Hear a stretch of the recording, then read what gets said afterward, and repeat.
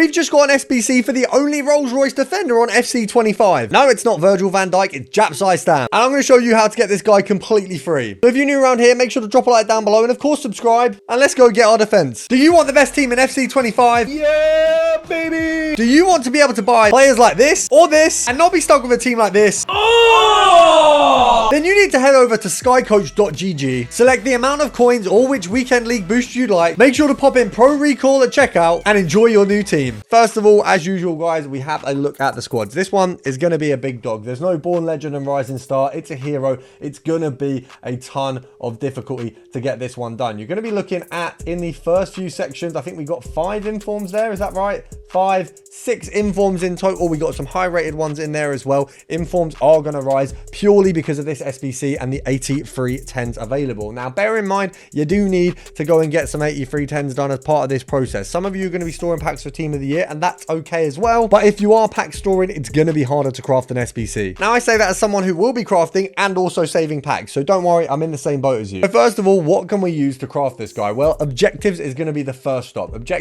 Objectively, pardon the pun, is one of the best places to find packs. Now, we've got rush points here for starters. I'm going to advise that everyone gets everything done from now until next Friday. Not this Friday coming, the one after. We're going to have a Team of the Year warm-up and Team of the Year, you want everything. Now, first of all, we've got the Team of the Year rush warm-up, this bit here. You got different sets of defenders, attackers, and midfielders, and an 83 times 5. All of these are very useful. You're probably saving them for Team of the Year, so we're going to ignore this. Now, this one here, I would say don't save for Team of the Year. Keep this one for now. Get this one open so you can go again and get Stam and the other SBCs we're definitely going to be getting over the next few days. So I reckon this is going to take you 10 to 15 games of rush, but if you look at what you get, it's absolutely ridiculous and is of course going to be a big building block for SBCs. You need to be completing this seasonal challenge because it's going to give you, if you go to your season play on the second set, you got a numero foot guarantee. You're going to build towards what is one of the most ridiculous packs in the game. But if you haven't got one of these sets done, don't worry, you can miss a set. I'm a set behind at the moment, but you can still get the whole thing done. And even if you can only get one of them or 2 of them done because you've missed some bits already, it's still worth it because you're going to get an 86, 87 or 88 out of this SBC anyway. Your Team of the Year daily logging completion is obviously a no-brainer. You get an Evo for the first one. I don't know what that Evo is going to be, but absolutely regardless of that, I don't care what it is, we're going to get the daily logging done. Of course, it's a bronze card,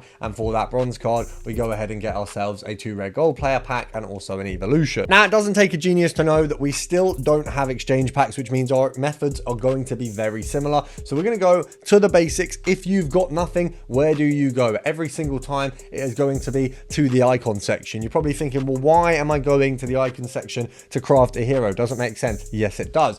Born Legend and Rising Star. These 2 SBCs, 1 can be completed completely free, and 2 will get you around 2,000 coins a set. Now, we've got at the moment 8 icons, which means for all of the sets, you're looking at about 16 to 20,000 coins on a higher end. Now, also in these packs, you can get promo cards, so there's huge potential, but we're going to be modest. Obviously, to do these methods, I don't want to say, oh, you could get 100k per pack, because you can, but it's not realistic, and I want to make this as realistic as possible for you. So to get those Born Legend and Rising Star free, you do your daily bronze and silver challenges. So these ones, very, very simple. You get bronze and silver packs for them, 1 card each. So it's literally 3 common silvers, 3 common bronzes. You get sets of bronze and silver packs. Now, what's good about these is what you can do is go over to your daily gold and put the commons in here. So you're also going to get more silver and bronze packs back for these. Now, the bronze and silver rares that you get out of all of these packs combined, you don't use any of the rares for any of these steps up till now. You then put them in the Born Legend and Rising Star and you get those completed. Now, it might take you a number of days. You might already have the bronzes and silvers to do so. That is a free 16,000 coins that you're not going to turn up. Why would you? Now, once you've done your daily gold upgrade, what you do have as well is 44 cards. 4 of them are rare and most of them are going to be common. You can take them over to the Marquee Matchups, and for the majority of it, you're going to be able to complete most of Marquee Matchups depending on who you get.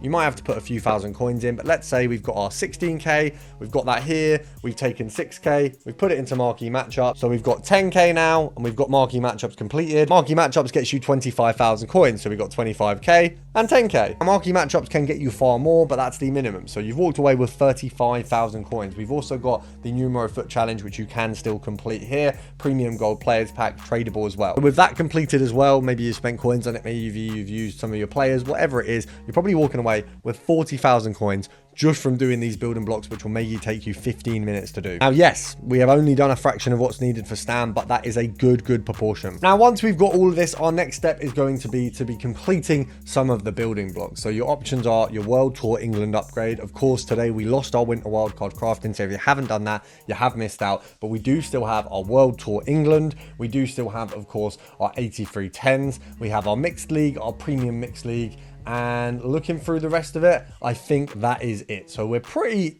tuned out with those. You know, you kind of want to ignore the numero foot tactics. It is something you can do.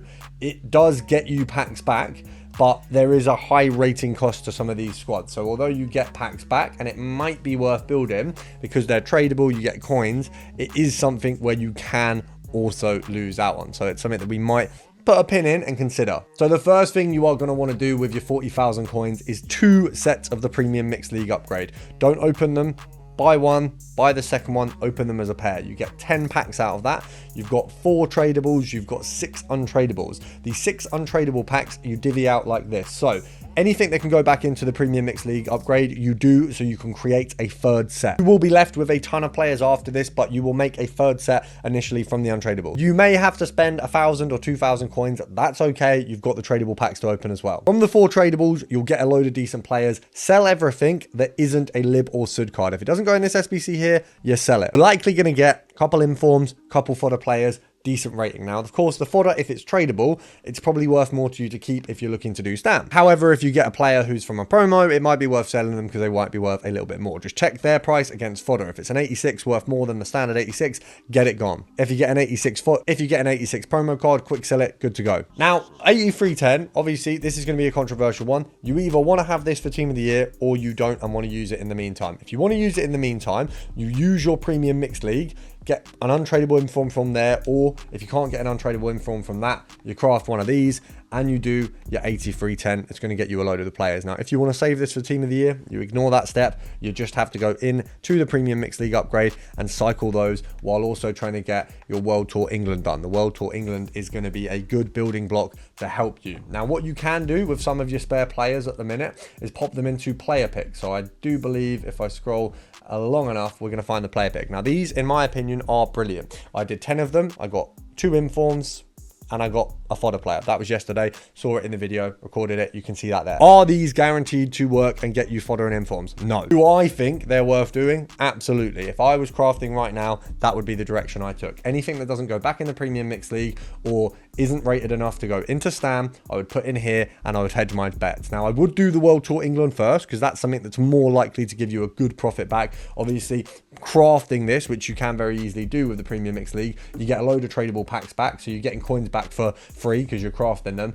and you get 2 fodder cards for completing the second set. If you haven't done one set, it's worth doing them both because you do get 2 high rated cards, you get objectives completed, and you get a rare players pack. Now, if you have the need to do it or the want to do it, this is also kind of worth it. You might not profit, you kind of break even on it, you will get a good fodder card at the end of it, and there's potential that in all of these packs as well you could get a banger, and then of course you've got more coins towards it. Now, I would absolutely say don't even consider putting the 83.5 attackers pack in it. You want to save these for team of the year. The difference with the 83.10 is right now the 83.10 actually, you have had them before. They're not as directed, you know, you're not getting an attacker in the attackers, that kind of thing.